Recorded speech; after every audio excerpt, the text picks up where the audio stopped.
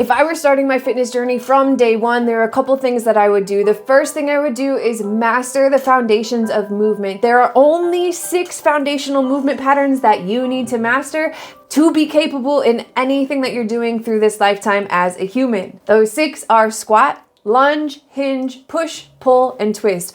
All of those things engage every single muscle in your body and will equip you to properly move through this lifetime and remain injury-free. Now, some of the things that I would focus on as I'm practicing these things is proper joint alignment.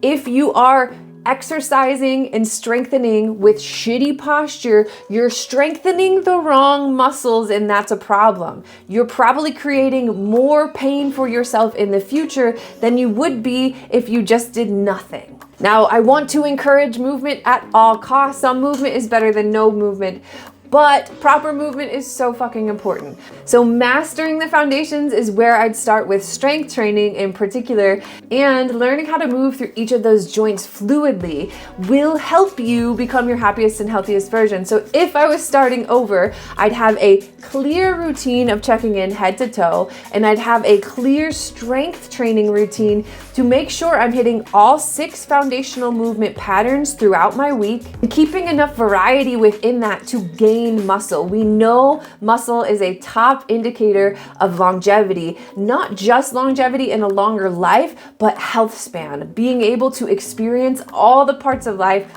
for the rest of our life. So that's one thing I'd do, is master the foundations. The second thing I would do is focus on the 80-20 rule with nutrition. Now, our diet culture of eliminate, restrict, keto, vegan, no. This is the fucking problem. And if you're anything like me, you grew up in a generation that always told you to be smaller instead of to be healthier. Now, if we focused on the things that nourish our body on a cellular level, understand what macros do within your body. And I actually have a video, I'll link it up here. Understand what macros do within your body and why you need each and every one of them. Why you need complete proteins, why you need carbs for your body to function, why fat is actually a really good thing. So the 80-20 rule means focusing on the majority of your foods being whole foods that come from the ground, that come from earth, and provide nourishment to your body.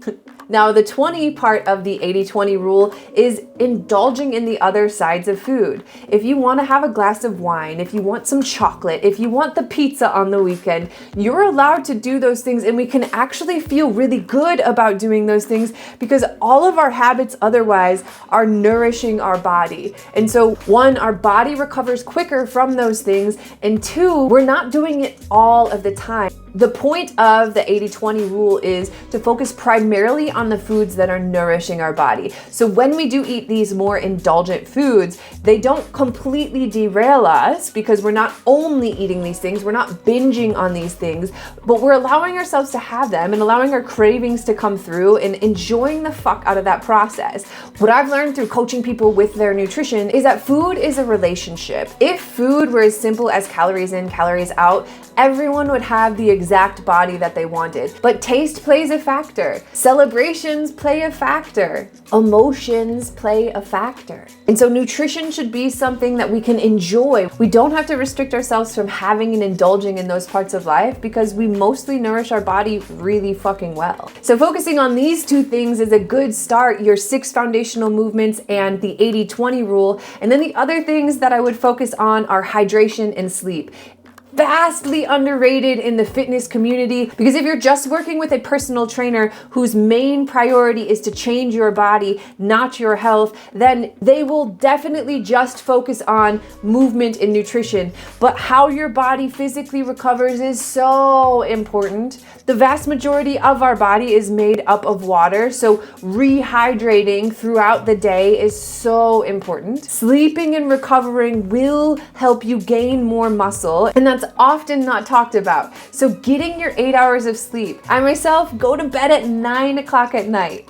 I'm an early bird and I'm up at 5 a.m. feeding my doggos. So I know that if I don't get into bed and I'm literally shutting down around 8:15 p.m., As a young woman, I'm shutting down in life, and that's okay with me because I know that my health span is more important than the immediate gratification of watching Netflix or YouTube or something like that. So again, if I were starting over, I would focus on the foundations. I would focus on moving my body in a way that is nourishing to my joints.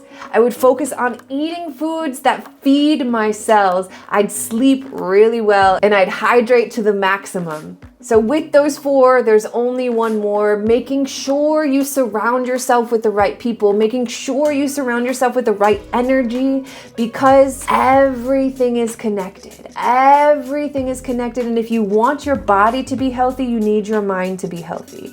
And if you want your mind to be healthy, you need your body to be healthy. And our immediate relationships, our immediate environment directly affect that. So if something is not right in your environment, if you need to move, please make that move. If you need to adjust and set boundaries with your relationships in this moment, sometimes we can't eliminate people from our lives, but we can decide how we're going to react in those relationships next. Decide how we'll let those energies affect and impact us.